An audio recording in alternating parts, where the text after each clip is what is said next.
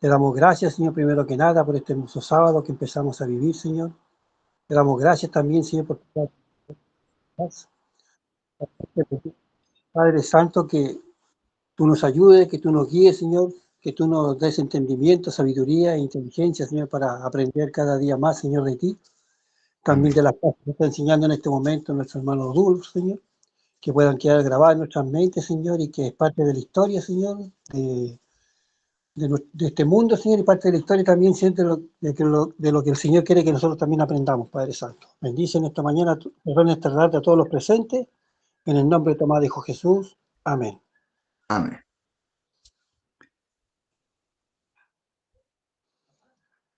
Muy bien, Rubén. Vamos a comenzar, vamos a ir con el capítulo 5 de Daniel, ¿ya? Así que bueno, ha estado muy bueno el libro de Daniel. Hoy tenemos hartas preguntas, hay muchos datos acá que vamos a intentar aclarar. Espero también que traigan alguna preguntita para que podamos responderla al final. Vamos a compartir la pantalla, como siempre.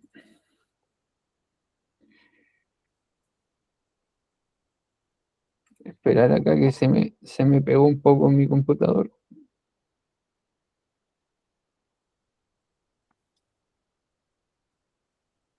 Ahí creo que ya estamos.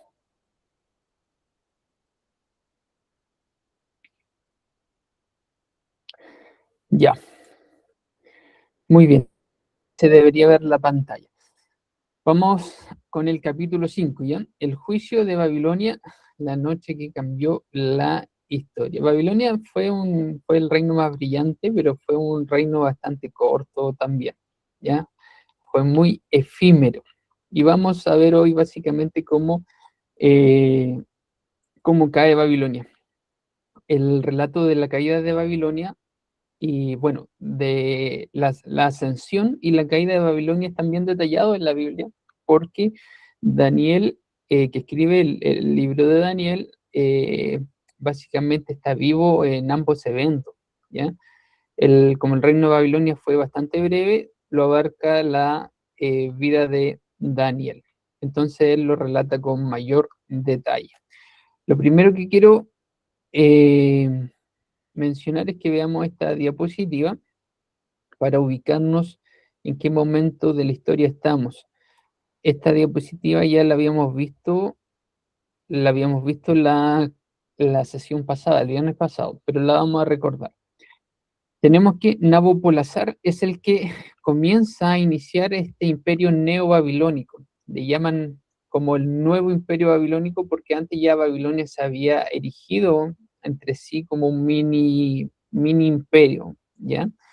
Como una ciudad poderosa, pero que luego fue conquistada por los asirios por alrededor de más de 100 años, y finalmente Nabopolassar es quien se sacude el yugo asirio, y para eso hace algunas, ahí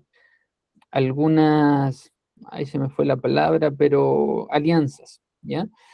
De hecho, Nabopolassar hace alianza con los medos, por allá por el 620, aproximadamente por ahí, hace alianza con el rey de los medos, que en ese momento era como una de las potencias ya, entre comillas, militares que se estaba levantando, y esa alianza la sellan con un casamiento entre el hijo de Nabopolassar y la hija del rey de los medos, que ahora se me olvidó el nombre. Pero esta hija se llamaba Mitis, y Mitis llega a ser la esposa de Nabucodonosor, ¿ya? Y de esta manera se genera esta alianza, y juntos los babilonios con los medos, los elamitas y otras tribus logran derrotar completamente a los asirios. Como Nabopolassar es quien lideró, ¿cierto?, esta rebelión, entre comillas, él finalmente es quien queda a cargo como de la mayor cantidad de tierra. Los medos y los demás que participaron en esta rebelión contra los asirios también tocaron su parte de tierra más al oriente, y es así como Nabopolassar comienza ya a levantar lo que sería el nuevo imperio babilónico. Pero el que le da realmente el esplendor al imperio fue Nabucodonosor, su hijo. Nabucodonosor fue el que comienza a hacer maravillas, el que comienza a conquistar lo habido y lo por haber, etc. Y justamente la esposa de Nabucodonosor, Amitis, la esposa oficial, porque bueno, en aquel momento tenía muchas esposas y muchas concubinas, como era hija del rey Medo, ella echaba mucho de menos la montaña, y por eso es que se dice que Nabucodonosor, para complacerla, fabricó o ideó los jardines colgantes en Babilonia. Y esa es solo una de las maravillas que se cree que Nabucodonosor erigió en Babilonia. Ya hemos visto que la fortificó, puso murallas exteriores, generó murallas de hasta 25 metros de espesor que protegían Babilonia. Entonces era algo bastante poderoso. Sin embargo, Nabucodonosor gobernó 43 años y muere, y luego se viene una sucesión de reyes que es bastante oscura y extraña. El reino lo toma el hijo de Nabucodonosor, Amel-Marduk, la Biblia lo menciona como Evil-Merodach, pero rápidamente es asesinado. Luego usurpa el trono Neriglissar, ¿ya? Y luego lo toma el hijo de Neriglissar solo por unos par de meses y es asesinado. Y ahí llega Nabonido. Nabonido es el último rey oficial de Babilonia. De hecho, historiadores como Heródoto mencionan directamente a Nabonido como el último rey de Babilonia. Y eso, de hecho, es uno de los temas que luego se comentan, de que contradicen el libro de Daniel, porque Daniel menciona a Belsasar como el rey de Babilonia. Pero luego lo vamos a explicar y vamos a ver que la arqueología en realidad ya ha solucionado ese asunto, ya no hay dilema al respecto. Nabonido toma el trono por allá por el 556, ¿ya? Reina alrededor de 5 o 6 años en Babilonia y luego sale de Babilonia y se va a una ciudad de lo que hoy es Arabia Saudita, que era llamada Tema. Y bueno, ahí habíamos comentado la sesión pasada de que había sufrido de una enfermedad, tenía furúnculos en la piel durante 7 años, que un judío exiliado le dijo que se convirtiera a Dios, él obedeció, etcétera. Pero lo importante es que mientras Nabonido está en el exilio, en Babilonia deja como corregente a su hijo Belsasar. Y es Belsasar el protagonista del capítulo 5 acá en el libro de Daniel, ¿ya? Belsasar era el príncipe regente en Babilonia, mientras que Nabonido, su padre, el rey oficial, se encontraba muy lejos de Babilonia, ya a cientos de kilómetros. Entonces, ese es el contexto. Nosotros analizamos ahora el último eslabón que correspondería a Belsasar. Ya, ahora sí, vamos a entrar de lleno el tablero o el contexto de lo que ocurrió. Babilonia, cierto, era famosa por el río Éufrates. En general, esa es una zona desértica y muy similar a lo que era Egipto, vivían prácticamente del río. Construyeron la ciudad primero a un costado del río, pero luego las extensiones de la ciudad cruzaron hacia el otro lado del río, de tal manera que la ciudad se extendía tanto a la derecha como a la izquierda del Éufrates. Y esto hacía que de alguna u otra forma tuvieran agua ilimitada. Babilonia era una ciudad bastante grande, se estima que pueden haber vivido unas 90.000 personas o más en aquella ciudad, que para aquella época era muchísima gente. Y además de tener un curso de agua que les aseguraba suministro, entre comillas, infinito, al ser tan grande, tenían muchos depósitos de alimentos y otros en general. Eso hacía que Babilonia en el papel fuera imposible de conquistar, ¿ya? Sin embargo, Daniel en su capítulo 5 nos dice que fue conquistada. Esto ocurrió el 12 de octubre del año 539. Registran las crónicas de los persas sobre esta conquista y algunos historiadores. Recordar también lo que habíamos dicho de que la arqueología ha demostrado, ha encontrado que había muros de hasta 25 metros de espesor, súper grandes, por arriba, por los muros. Seguramente hasta corrían carruajes de a caballo. Eran muros muy, muy grandes, o sea, es decir, imposibles de derribar con golpe o lo que fuera. En esas condiciones, evidentemente, las puertas eran lo más débil. La situación militar es que estaban bajo un asedio inminente, ¿ya? El poderoso ejército de la coalición medo-persa, bueno, y aquí hacer un paréntesis. Cuando hablamos de que Nabopolassar había derrotado a los asirios, los medos eran los que tenían mayor preeminencia, ¿ya? Pero luego los persas comienzan a crecer como potencia militar y por allá, alrededor del año 550, los persas derrotan a los medos y se genera una alianza finalmente entre medos y persas. Pero teniendo en cuenta que ahora los persas eran los más poderosos dentro de esta coalición medo-persa. La coalición medo-persa la lideraba Ciro, que está bastante documentado, de hecho la Biblia también habla de él. Ciro el Grande. Y las coaliciones, o en este caso el ejército medo-persa, tenían rodeada la ciudad, ¿ya? La habían sitiado Babilonia. Babilonia era una ciudad bastante grande. No tengo, el otro día escuché el dato, pero el perímetro de Babilonia era muchísimos kilómetros. Por lo tanto, rodearla en sí debe haber sido un poquito difícil. Sin embargo, sabemos que las fuerzas medo-persas en el capítulo 5 estaban ahí afuera de los muros de Babilonia, ¿ya? Recordar que el rey oficial Nabonido estaba ausente, había viajado unos 10 años antes, o sea, hace bastante tiempo, a la ciudad en Arabia de Tema, y el control recaía sobre su hijo, el príncipe Belsasar, ¿ya? Belsasar esa noche organiza un banquete. Y aquí las cosas se ponen extrañas. Hay una pregunta que yo no puedo responder. Al final, a ver si alguien me puede dar un comentario al respecto. Y es la siguiente. Tengo quizás alguna idea, pero no le he podido responder. Es porque, bajo una condición de asedio, ya estaban rodeados, estaban sitiados, a Belsasar se le ocurre organizar un banquete, un gran banquete. Esa pregunta la dejo para que la vayan pensando.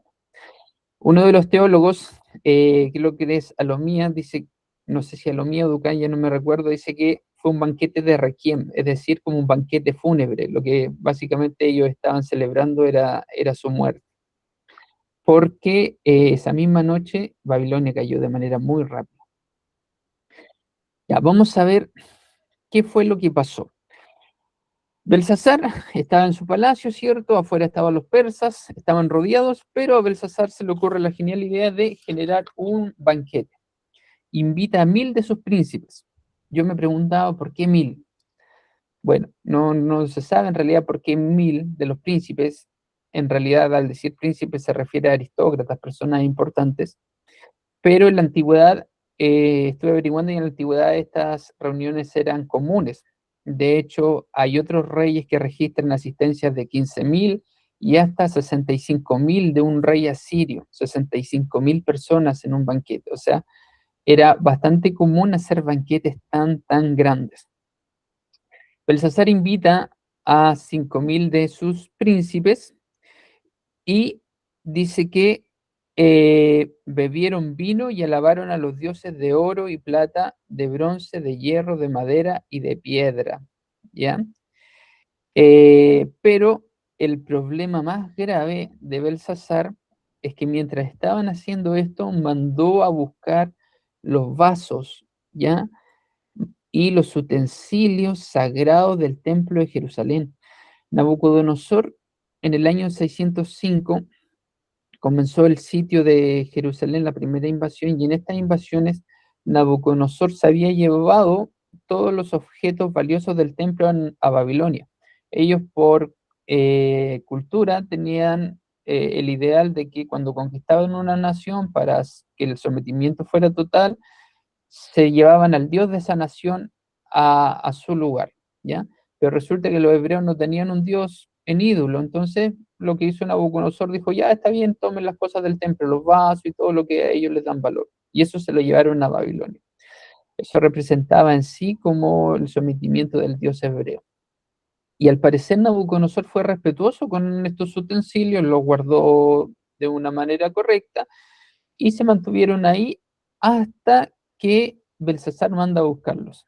Manda a buscarlos y beben en estos vasos. El problema es que no solamente los profanan al tomarlos, sino que beben bebidas alcohólicas y en medio de un contexto de orgía. El rey estaba con toda su esposa, sus concubinas. Era realmente algo horrendo. Esto el Señor realmente no lo tolera más y mientras estaban en el acto de sus blasfemias, aparece una mano en la pared que escribe una sentencia, ¿ya? Una sentencia muy conocida. Entonces, ese es el contexto. Belsasar manda a buscar los utensilios y luego se ponen a adorar dioses de oro, de plata, de bronce, de hierro, de madera y de piedra. Hay algo muy curioso aquí en estos dioses que están adorando, porque los primeros 4 son exactamente la secuencia de metales del capítulo 2 de la estatua, ¿ya? Cuando nosotros leemos el capítulo 5, versículo 4 de Daniel, dice, bebieron vino y alabaron a los dioses de oro, recuerdan que el oro era Babilonia, plata, que era Medo-Persia, bronce, que eran los griegos, hierro, que eran los romanos, y luego madera y piedra, reemplazan la madera por el barro.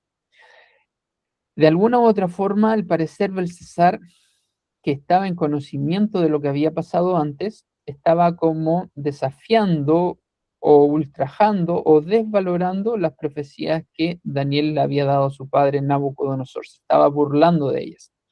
Es curioso porque cuando Daniel entra delante del rey y afronta y encara a Belsasar, ahora Daniel invierte el orden de los 2 primeros metales.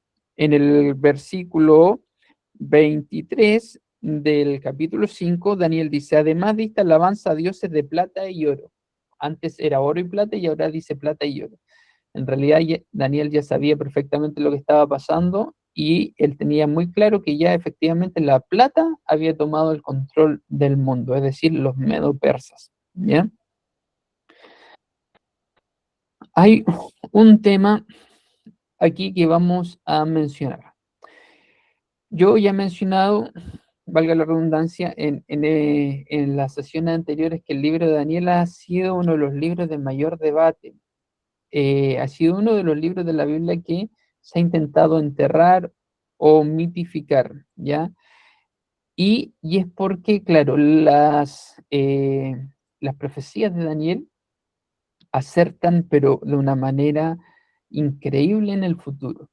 Entonces, los críticos comenzaron a decir que Daniel se había escrito de manera tardía, por allá por el siglo II antes de Cristo, en el contexto de los macabeos.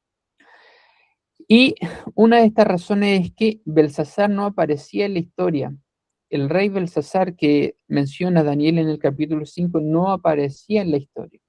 ¿Qué aparecía en la historia? En la historia aparecía Nabonido como el último rey. Y esta disputa se mantuvo durante mucho tiempo. Sin embargo, en 1860, haciendo excavaciones en Mesopotamia, se descubrió el cilindro de Nabonido y otras tablillas de escritura cuneiforme.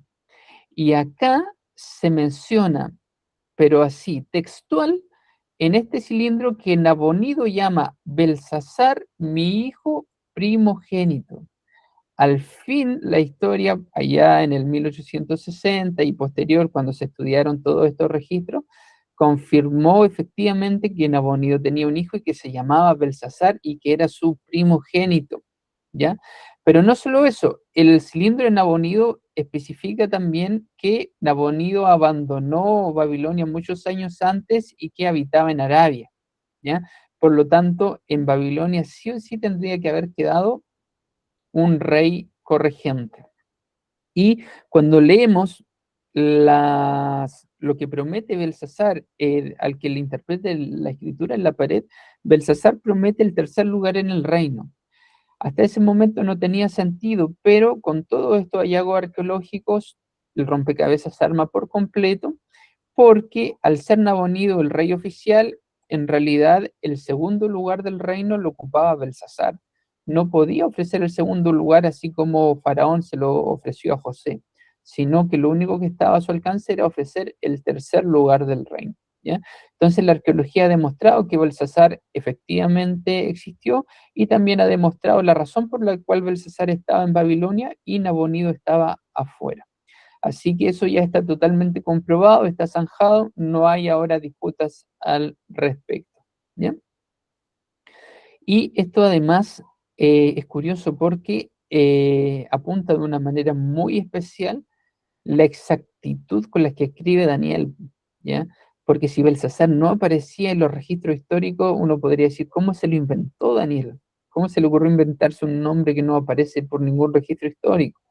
Bueno, solamente porque él fue testigo presencial, ¿ya? Y lo vio realmente. Y ahora, muchos años después, la historia nos demuestra que efectivamente fue así como Daniel lo escribió. Vamos a ir ahora al clímax del capítulo. Estaban bebiendo los vasos del templo cuando aparece una mano que comienza a escribir en la pared. Y la Biblia dice que además había un candelero ahí, había luz. Las paredes eran de cal o yeso. Se ha demostrado que por fuera revestían los palacios con ladrillos adornados, pero por dentro las paredes tendían a echarles yeso para que quedaran más lisas y quedaran blancas. El capítulo 5 dice que la mano escribió en una pared de cal o yeso, ¿ya? Y evidentemente al estar al lado del candelero fue muy visible de manera inmediata para todos y además no solamente se vio la escritura, se vio la mano que escribió. Al rey se le turbaron los pensamientos y se asustó, se le quitó la borrachera con el susto. ¿Dónde estaban? Bueno, estaban en un salón. Ese salón hubo un arqueólogo alemán que cree haberlo identificado completamente. El arqueólogo se llama Robert Coldwell. Encontró una superficie de 52 por 17 metros, con paredes también similares a la que se describe, que se cree que podría haber sido uno de los salones de reuniones principales del Palacio de Babilonia y posiblemente fue el salón donde ocurrió este evento, ¿ya? Si es así, las dimensiones serían más o menos de 52 por 17 metros. Las paredes, obviamente encaladas, daban mucha visibilidad a lo que estaba ocurriendo. La reacción física dice que el impacto fue fulminante, el rostro del rey palideció, sus pensamientos lo turbaron, sus lomos se debilitaron y sus rodillas chocaban de terror ante el juez invisible. Ahora, aquí ocurre algo muy curioso. Y aquí hay una pregunta, porque el texto menciona que el rey, al igual como ocurre en el capítulo 2 con Nabucodonosor, de la misma manera inmediatamente manda a llamar magos y astrólogos y sabios para que le interpretaran la escritura en la pared. Pero nos llama a Daniel. Entonces aquí viene la pregunta, ¿por qué nos llama a Daniel si Daniel ya había demostrado que era el mayor en el reino a lo que a sabiduría se refiere? Bueno, la explicación de por qué no se llama Daniel, y entre paréntesis, Daniel a esta altura ya tenía alrededor de 85 a 90 años, o sea, era un abuelito ya, bastante adulto. La explicación es que como la secuencia de reyes después de Nabucodonosor fue tan brusca, abrupta, entonces básicamente los que fueron líderes durante el reinado de Nabucodonosor y su hijo Bil-Merodach rápidamente fueron desplazados de su lugar, ¿ya? Y eso lo hacían todos los reyes en la antigüedad. sacaban de gobernador al gobernador del rey anterior y colocaban uno que a ellos le interesara, que adulara al rey, etcétera. Colocaban su propio equipo, como el presidente, cuando entra el presidente coloca su propio equipo de ministros y saca a todos los anteriores. Eso ocurría también en la antigüedad, y por eso es muy probable que Daniel haya sido desestimado y no haya sido convocado ni considerado para nada en las últimas etapas de estos reyes intermitentes, y particularmente en el reinado de Belsasar. Sin embargo, Daniel termina llegando igual delante del rey, ¿ya? Entonces lo primero es notar que nuevamente los magos y astrólogos fracasan al intentar leer, ¿ya? Fracasan. La pregunta es, ¿por qué no lograron leer? Porque, fíjense, el texto dice que no es que no lograran interpretar, sino que además ni siquiera lograron leer. ¿Cómo es posible que los sabios ni siquiera hayan podido leer? Por último, si ustedes le colocan, no sé, un texto en inglés, van a poder leerlo, van a poder hacer el intento de leerlo, pero se menciona que los sabios ni siquiera pudieron leer. La explicación está en que en aquel tiempo había dos tipos de escritura especiales en Babilonia. Una era la cuneiforme, que era la más antigua, que ya habíamos mencionado que se realizaba mediante la imprenta de cuñas sobre principalmente la arcilla, sobre tablillas de arcilla blanda que luego se endurecían con calor y de esa manera se guardaban. Pero además el idioma arameo era el que estaba imperando en aquel tiempo en toda esa región. Por eso es que Daniel escribe en arameo también su libro. Ya era el idioma oficial para los reyes respecto a lo que se refería a transacciones y temas más oficiales. El arameo no se escribía como la escritura cuneiforme, sino que se escribía en papiros, con algún tipo de tinta. Pero tiene la curiosidad que estos idiomas emergentes, bueno, como el arameo, el hebreo, no tenían vocales, solamente tenían consonantes. Entonces la escritura en esta pared no tiene vocales. ¿Cómo leían los sabios en aquel tiempo? Los sabios tenían como que entender más o menos, captar lo que la palabra quería decir y a eso agregarle las vocales para poder nombrarla directamente. Era como una abreviación. Como cuando ustedes ven los libros de la Biblia, todos vemos que tienen abreviaciones, ¿cierto?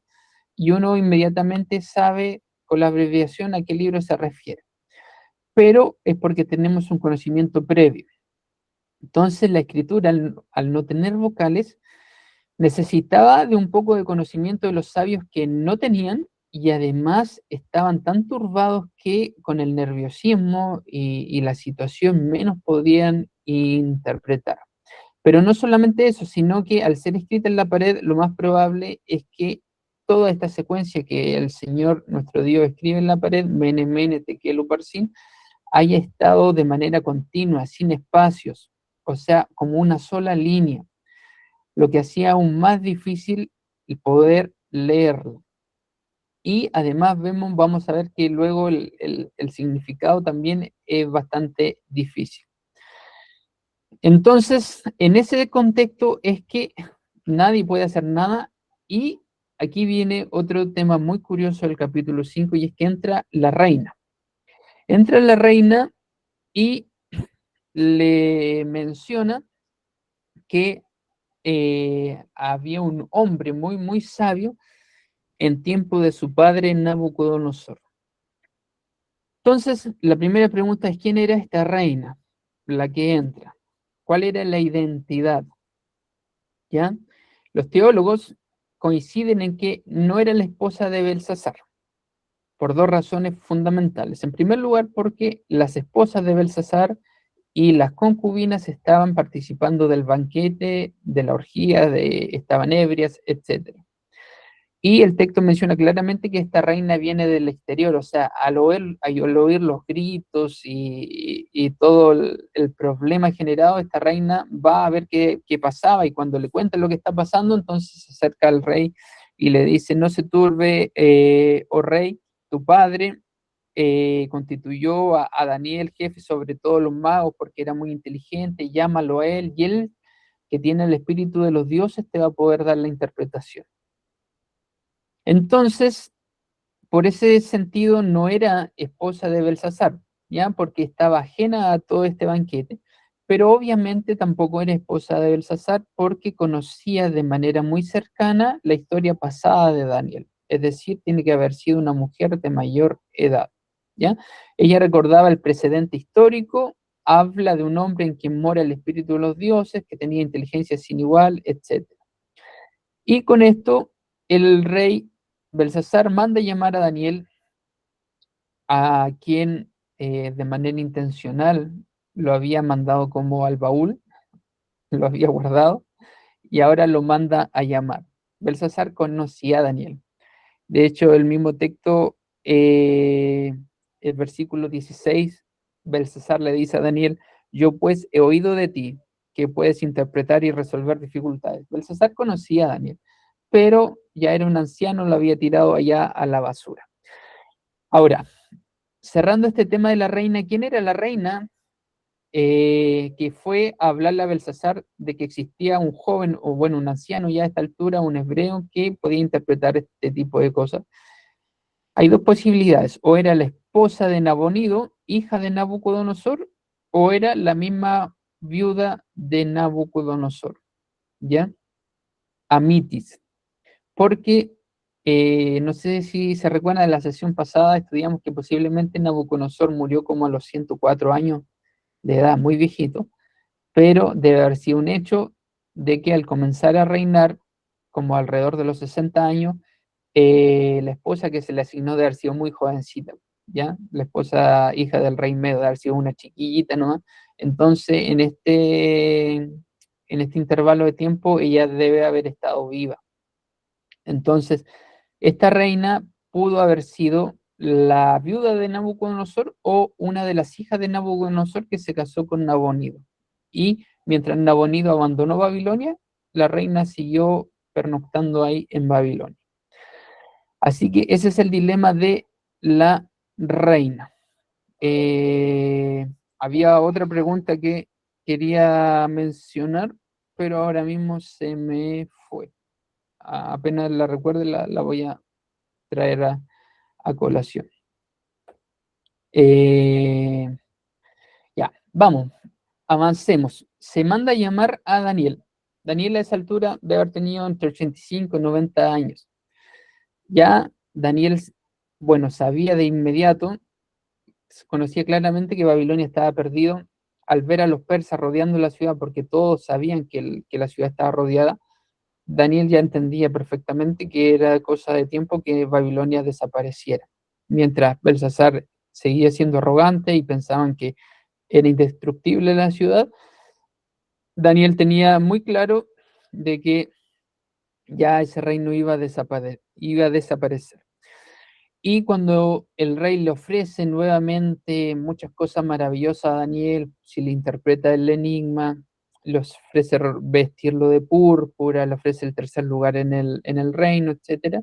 Daniel da un portazo y le dice, no, tus dones, tus cosas bonitas sean para ti, yo no quiero nada de eso. Y Daniel va y confronta a Belsasar en realidad. A esta altura un anciano, imagínense que había pasado por tantas cosas en la vida, obviamente si no le tuvo miedo a la muerte cuando era un joven, menos le iba a tener miedo a la muerte ahora. Mantuvo siempre el mismo carácter respetuoso con los reyes, pero acá decididamente le dice a Belsasar lo que tenía que decirle. Acá Daniel hace una contraparte con Nabucodonosor.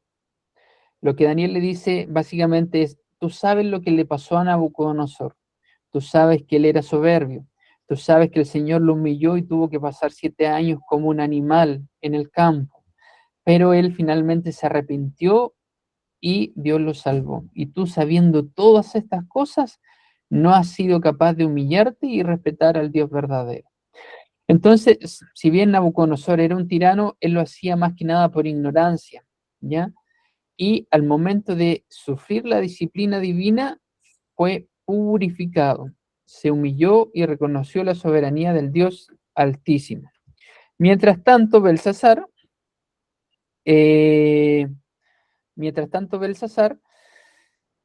tenía ya la evidencia, tenía el conocimiento, no tenía excusas, seguía siendo muy arrogante, rebelde, blasfemo, y no se humilló delante de Dios sabiendo y teniendo todos los antecedentes. El pecado de Belsasar era gravísimo y colmó la paciencia del Señor.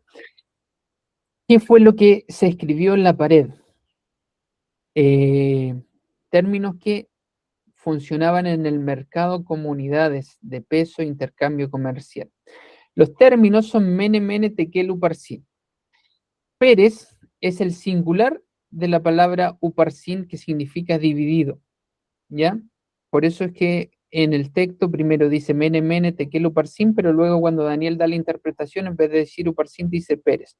Básicamente es lo mismo. El Pérez es el singular de la palabra uparsin, que está en plural. Mene, Daniel da la interpretación directamente, dice: contó Dios tu reino y le ha puesto fin, ¿ya? O sea, había sido contado. Tekel dice: pesado ha sido en balanza y ha sido hallado falto, ¿ya? Y Pérez o uparsin significa dividido, esa es la raíz aramea de la palabra, y Daniel la interpreta como: tu reino ha sido roto y dados a los medos y los persas. Curiosamente, la palabra Pérez en el original es muy, muy similar a persas, ya, a la palabra persas. Entonces, esta es la interpretación. Básicamente, Belsasar colmó la paciencia de Dios. Dios inmediatamente escribe en la pared, y lo que le está diciendo es que ha sido contado, ha sido auditado, ¿ya? Ha sido pesado en balanza y fue hallado falto, no calificó, y por lo tanto ahora la sentencia es que el reino es roto, el reino babilonio es roto y es dado a los medos y los persas. Pero además, a los teólogos, por ejemplo, don Héctor Urrutia hace el análisis de que estas palabras no solamente tenían el significado que Daniel les menciona, sino que tenían un valor numérico de respecto a las monedas que se ocupaban en aquel tiempo en Babilonia. Mene corresponde a 50 ciclos, ¿ya? Mene corresponde a una mina, y una mina en el lenguaje bíblico son 50 ciclos. Como se repite 2 veces, mene, mene, sumaría 100 ciclos. Tekel corresponde a un ciclo, ¿ya?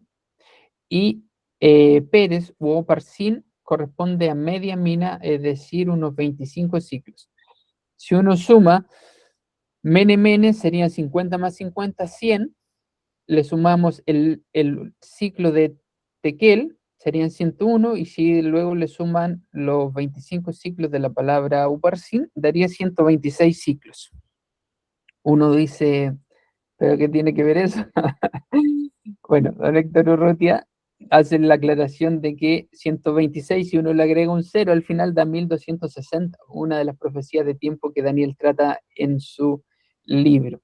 Y es más, a esta altura, cuando Daniel escribe el capítulo 5, ya es posible que haya escrito el capítulo 7, es decir, que la profecía de los 1260 días, 42 meses o 3 tiempos y medio, ya Daniel la tenía en mente.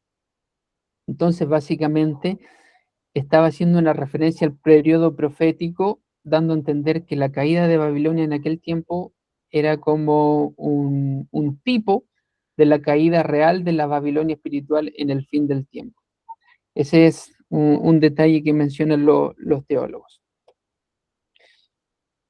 Ya, ahora lo siguiente es ver cómo lograron entrar los medopersas a la ciudad. Ya dijimos que la ciudad era prácticamente indestructible, sus muros en algunos lugares llegaban a tener 25 metros de espesor, y el río, que quizás era el punto más vulnerable, era era de no preocuparse porque nadie iba a poder vadear las aguas tan correntosas y el caudal enorme del Éufrates, un caudal enorme, un río gigantesco en aquel tiempo.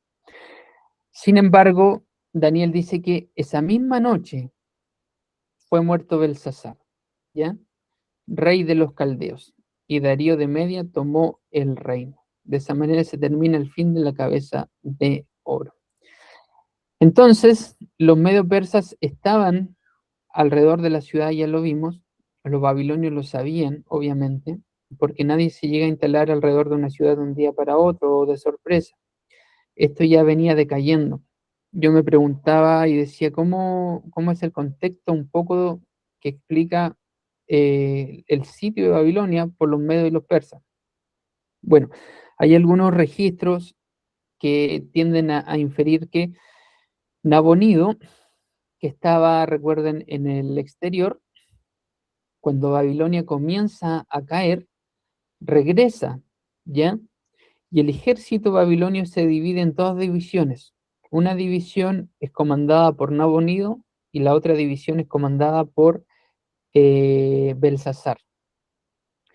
Sin embargo, Nabonido, sin ir a la ciudad, guía a las tropas a enfrentarse cerca del río Tigres contra los medos y los persas, pero sufre una derrota totalmente aplastante. Es tan aplastante la derrota que Nabonido, no sé si dije Nabucodonosor o no, pero estamos hablando de Nabonido. Nabonido huye, se logra refugiar, algunos dicen que muere, otros dicen que huye, después regresa, y los persas le perdonaron la vida y lo desterraron a un lugar lejano donde murió finalmente. Pero lo interesante es que se genera una batalla muy importante donde Nabonido es totalmente derrotado. Esto se cree que ocurre el día 14 y la caída de Babilonia es el día 16, 2 días después. Entonces, una vez que el ejército en campo abierto es totalmente derrotado, los pocos soldados que escapan de esa división vienen y se refugian en la ciudad de Babilonia, que era impenetrable, junto con la otra división que quizás no alcanzó a luchar, ¿ya? Como era una ciudad tan grande, había espacio adentro para todos, y como los medo y persas habían aplastado a los babilonios ya en el campo de batalla, simplemente se arrancaron para salvar sus vidas y protegerse dentro de la ciudad. Y los sitios, para tomar una ciudad por sitio era algo muy, muy difícil. En el libro de Samuel se registra que los amonitas atacan al imperio o al reino de David, y David envía a sus generales, a Joab y su hermano Abisai, y al llevar a cabo la batalla, los amonitas son derrotados, pero salen corriendo y se esconden en la ciudad. Y Joab, que era el capitán de las fuerzas de David, al ver que se esconden en la ciudad, dijo, no, mejor nos vamos porque sitiar una ciudad significaba mucho tiempo, recursos, mucha logística, etcétera. Era una tarea muy penosa. Y eso que era una ciudad chica, y sitiar Babilonia era algo realmente complejo. Realmente los babilonios adentro estaban seguros. Quizás los medo-persas podían pasar años alrededor de la ciudad y no le iban a hacer caer. De esa manera, más o menos uno entiende cómo fue que los persas y los medos llegan alrededor de Babilonia. Derrotan a las fuerzas en campo abierto y luego tienen el camino abierto para llegar y sitiar la ciudad en sí, que era ya como el único resto que quedaba de Babilonia. Otro detalle importante es que semanas antes, cuando los babilonios ven que ya están perdidos a manos de los medos y los persas, ven que esta fuerza era imparable, comienzan a traer de las ciudades circunvecinas todos los dioses que habían allí y los repliegan a Babilonia. En primer lugar, para salvar los dioses, pero también porque ellos creían que los dioses daban protección. Entonces, teniendo todos los dioses concentrados en Babilonia, creían que podían estar más seguros. Ese es el contexto. Ahora, ¿qué fue lo que pasó? Los historiadores, esto es historia y arqueología, mencionan que los medos y los persas entraron por el cauce del río Éufrates. La primera pregunta es cómo entraron por el cauce, debido a que era un cauce bastante grande, caudaloso. Hubiese sido imposible. Pero se cree que Ciro desvió las aguas del Éufrates de alguna manera. Hay alguna historia por ahí que menciona que un caballo de Ciro se le ahogó en el Éufrates y se enojó tanto que mandó a sus soldados de su ejército, que era muy numeroso, a cavar decenas y decenas de canales alrededor del río para desviar su flujo, su curso. ¿Bien? Otros registros indican que desvió el curso del río hacia una laguna artificial, etc. Sea como sea, al parecer las aguas del Éufrates lograron ser desviadas de tal manera que los soldados, al comenzar a caminar por el lecho del río, el agua le llegaba a los muslos, a lo mucho, o a la cintura.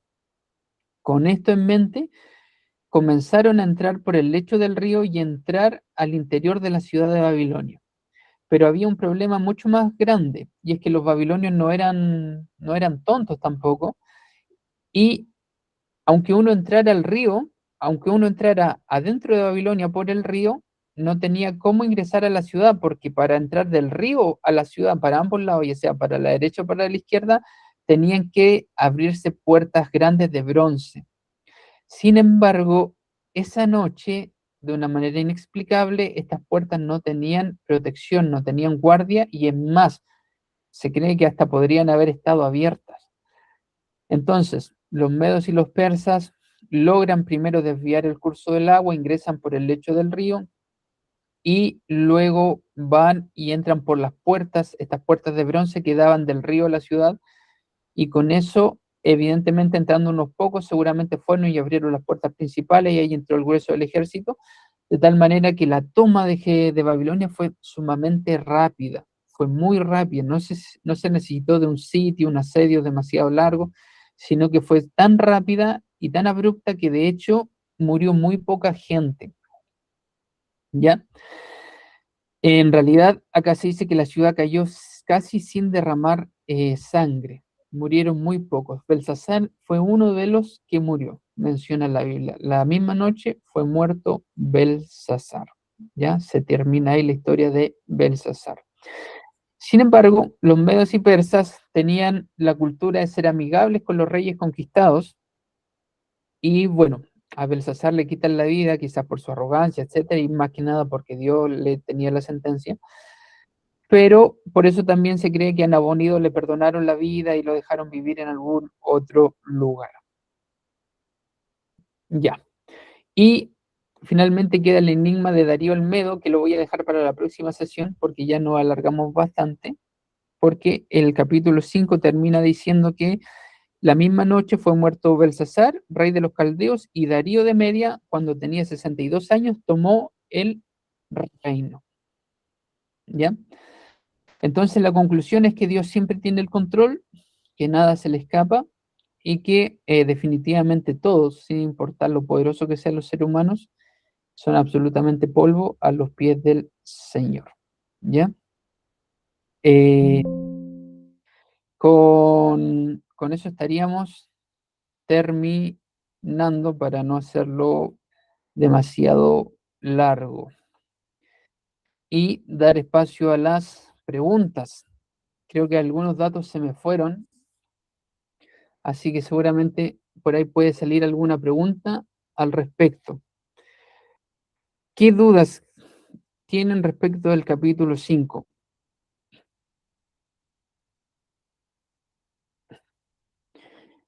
Yo aquí en mi estudio anoté varias preguntas que intenté responder. La primera es: ¿cuánto llevaría el asedio de los persas y Babilonia? O sea, ¿cuánto llevaba el asedio persa de Babilonia? ¿Ya? Antes de que cayera. Se cree que fue muy cortito, porque 2 días antes habían peleado ya una batalla en campo abierto, por lo tanto, posiblemente los medos y persas recién estaban llegando alrededor de Babilonia, o sea, lo conquistaron de una manera muy, muy fácil. Bueno, creo que ya la mayoría los mencionamos, la pared de cal, mencionamos y explicamos por qué los sabios ni siquiera fueron capaces de leer la escritura, por qué Daniel no fue considerado por Belsasar para interpretar la escritura, sino que estaba ya en el baúl de la basura prácticamente. vimos las batallas y que efectivamente los babilonios sí se defendieron de los persas en campo abierto. Vimos que la arqueología ha encontrado también un posible salón en el cual se realizó este banquete.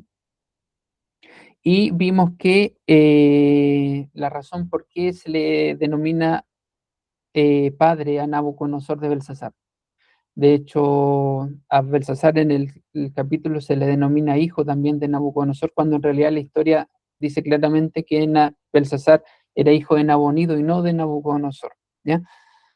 Todo eso lo explicamos, hay explicaciones para todas esas preguntas, pero quiero ver si es que alguien tiene alguna otra pregunta.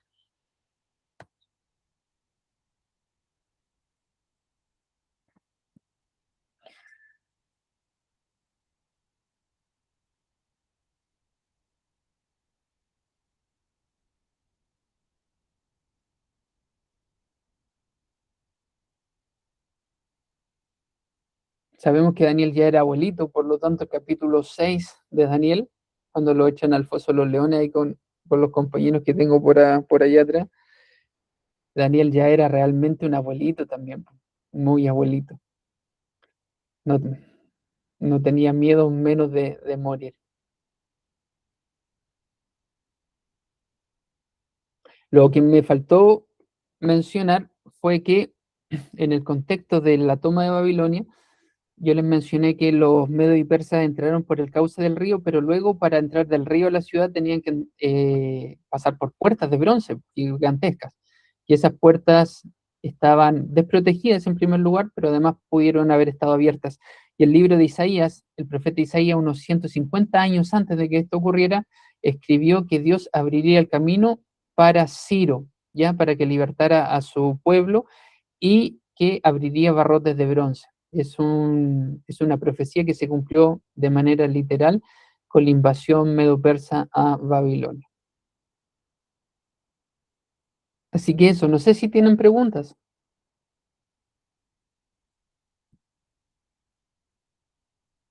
Yo sí, Ya, de la escritura.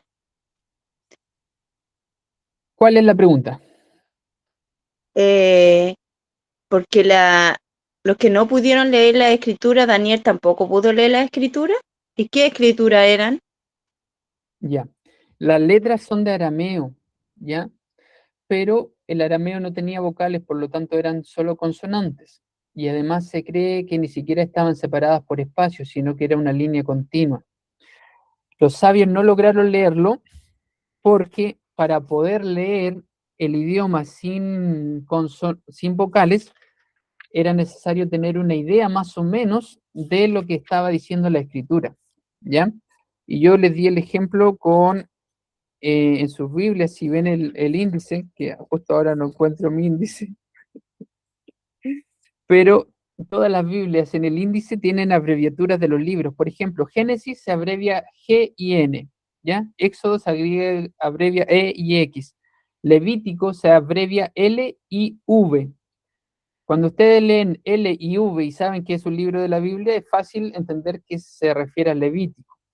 Pero si le colocan una abreviación que no tienen ni la más mínima idea de qué significa, va a ser muy difícil leerla.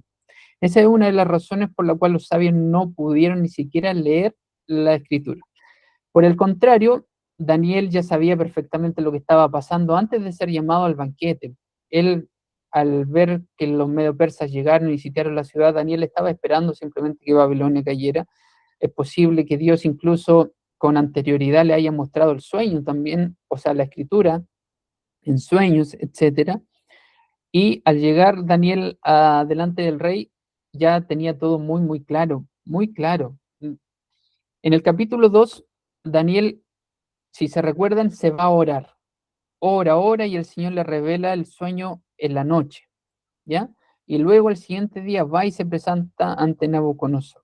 En cambio aquí Daniel es llamado y de inmediato interpreta al tiro. Él, al entrar ya sabe exactamente lo que está pasando, sabía pero a la perfección lo que estaba pasando. Entonces Daniel ya conocía el contexto de todo lo que estaba sucediendo y entendía perfectamente a qué se refería la escritura, ¿ya? Y por eso es que Daniel la puede leer de una manera tan fácil, básicamente porque quizás hasta Dios ya se la había mostrado, se la había revelado, etcétera, y porque entiende exactamente el significado de las palabras respecto del fin del cumplimiento de la profecía.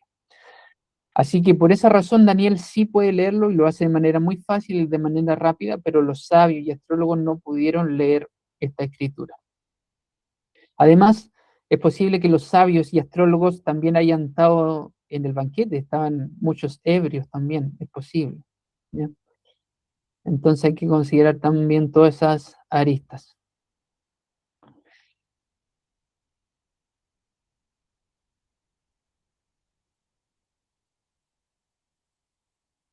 Muy buena la pregunta, hermana Paola.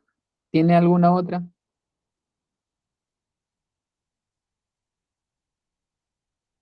Sí, por ejemplo, Josué, cuando se derribó, se tuvo que dar harta vuelta en caballo.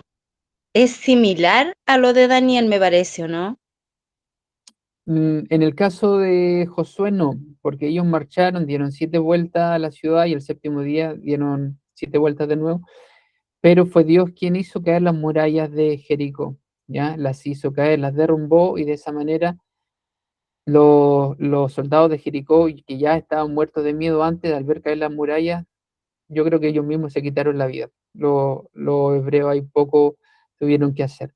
Pero en el caso de Babilonia, si bien es similar en el contexto de que es Dios quien entrega la ciudad, Dios entregó Jericó a los hebreos y Dios entrega a Babilonia a los medos y persas, el método es diferente, porque acá Dios ocupa otra forma de actuar. En Jericó Dios derriba los muros, pero en Babilonia Dios abre las puertas específicas para que los medos y persas puedan ingresar a la ciudad. Ese es el método de actuar. En ambos lugares Dios fue el que actuó y de manera providencial permitió eso, porque yo les comentaba que los sitios de ciudades amuralladas eran una tarea durísima, pesada, muy, muy pesada. El sitio de los romanos en Jerusalén en el año 70 también fue muy largo, ¿ya? Y eso que Jerusalén no tenía cursos específicos de agua, si bien tenían unas vertientes que ingresaban a la ciudad, no se comparaba en absoluto con el río Éufrates. Por lo tanto, sitiar a Babilonia posiblemente podría haber llevado años de sitio. Sin embargo, en vez de años, llevó aproximadamente un día el sitio. Fue extremadamente rápido, pero es porque Dios intervino y entregó a Babilonia.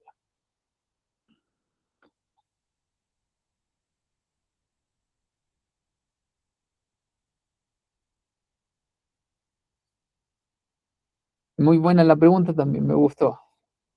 Otra, hermana Paola. Rudolf, Carola, ¿cómo estás, hola, prima? bien. No, con respecto a la pregunta que hiciste, que por qué los babilónicos hicieron fiesta justo Ah, ese día cuando estaban verdad, sitiados. Ya, verdad. yo estaba pensando, yo creo que una de las cosas para distender el reino que estaban viviendo era una forma de hacer una fiesta y que ya no todos estuvieran pensando en el sitio que tenían. Y yo creo que la otra era porque se sentían muy seguros en la ciudad que tenían. Porque viéndolo así, ellos nunca pensaron que los medios y los persas iban a secar el río y que por ahí iban a pasar. Que lo que ellos tenían como una fortaleza, para los que la sitiaron fue una debilidad, el río que pasara por la ciudad. Así que yo pensé en eso como Qué bueno, respuesta. Carola, que me acordaste de eso, se me había olvidado ya. Pero sí, pues justamente, a ver, ¿quién más puede responder esa pregunta? Porque yo, sinceramente, no me acabo como de responder quién en su sano juicio organiza un banquete de la manera en que lo hizo Belsasar, sabiendo que estaba la ciudad sitiada. Muchas gracias, Carola. ¿Quién más Bien. cree o tiene alguna respuesta para eso?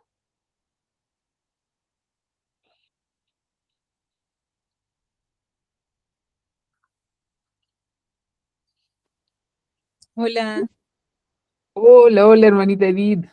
¿cómo están? Bien, muchas gracias. ¿Y usted? Bien, gracias a Dios. Eh, bueno, yo no puedo dejar de hacer el símil o el paralelo con Babilonia del tiempo del fin, ¿no es cierto? Y que dice que, bueno, Babilonia la Grande dice que está sentada como una reina y que dice que ella que no será viuda, no veré llanto, ¿no es cierto? Está segura. Entonces yo creo que ellos estaban seguros porque el muro de Babilonia decía que era un muro tan grande que podían andar carros, ¿no es cierto?, en el muro. Estaban ellos seguros. Y aparte también estaban confiados en sus dioses. Entonces, ¿de qué se iban a preocupar? Y lo otro que igual dice, bueno, en el tiempo del fin, Babilonia, la Babilonia simbólica va a caer, dice caída de Babilonia. Y dice que en una sola hora vendrá su destrucción, ¿no es cierto? Entonces, igual en la fiesta ellos están celebrando y cuando viene Daniel y le dice la sentencia del juicio, es como el fin del juicio investigador, ¿no es cierto? Y el Señor ya le da su sentencia, Cristo viene, pero ahí viene en el reino de Babilonia real, viene la sentencia que le dice Daniel al rey, que ha sido pesado en balanza, pues no pasó el juicio. Y viene su sentencia y en una sola hora, en la misma noche, toman el ejército el reino, bueno, la ciudad, que era símbolo del imperio. Entonces, yo lo llevo al tiempo del fin y es lo mismo, po. Estamos en el juicio ventigador, el mensaje de caída de Babilonia, estamos en el juicio que ya pronto va a terminar por las señales que vemos. eh, Babilonia va a caer, es sentenciada en una sola hora, cuando ellos creen que están con el mundo a sus pies, ¿no es cierto? Pero viene el Señor e interviene. Entonces lo quería llevar a ese ámbito que, que es importante por los tiempos que estamos viviendo y estamos viendo las señales de la venida del Señor. Y Daniel es como un tipo, eh, sí, pues como un tipo de lo que va a pasar en el tiempo del fin. Sobre todo este capítulo, la caída de Babilonia. Eso. Muy bien, muchas gracias, hermanita Edith. Sí, Y tiene mucha razón. gracias por el estudio, porque yo me he conectado, creo que esta es la segunda vez. Muy bueno, interesante. Gracias. De hecho, bueno, a medida que avancemos vamos a ir viendo cómo ese paralelo va cobrando mayor fuerza. Lo que no me recuerdo si lo mencioné así muy rápido es que en estos idiomas como el arameo y idiomas semíticos no existía una palabra en sí para hacer la diferencia entre padre y abuelo. Entonces se utilizaba una palabra más o menos igual o la misma palabra para referirse al padre y al abuelo y se entendía según el contexto. Esa es la razón por la cual el libro menciona que Nabucodonosor era padre de Belsasar cuando en realidad era posiblemente su abuelo, ¿ya? Así que creo, no me recuerdo si eso lo había mencionado o no. Muy bien, si no hay más preguntas, ¿oramos, hermano Ángelo? Amén. Vamos ahora entonces. Agradecemos a cada uno de los que participaron, ¿no es cierto? A todos los que se pudieron conectar. Y también agradecemos también porque el Señor también habla a su pueblo y dice que hacemos bien estar atentos a esta antorcha que alumbra en lugar oscuro. Así que vamos a orar para finalizar. Padre amado que está en los cielos, gracias, buen Dios, por la oportunidad que nos da de poder compartir su palabra. Gracias porque a través de ella, bendito Dios, nos muestra también en la situación que cada uno de nosotros puede enfrentar. Bendito Dios, así como este rey fue pesado, bendito Dios, tú también pesas nuestra fe, pues nuestra obediencia, bendito Dios, nuestra vida. Y queremos, bendito Dios, no por temor, sino que por amor ser hallado justo delante de tu presencia. Acompáñanos, Señor, en esta noche, danos, Señor, reparador, y si es tu voluntad, pero no a día que sea solamente para engrandecer tu santo nombre. Pedimos todo esto en nombre de Jesús. Amén. Amén. Muy bien. Amén. Vamos.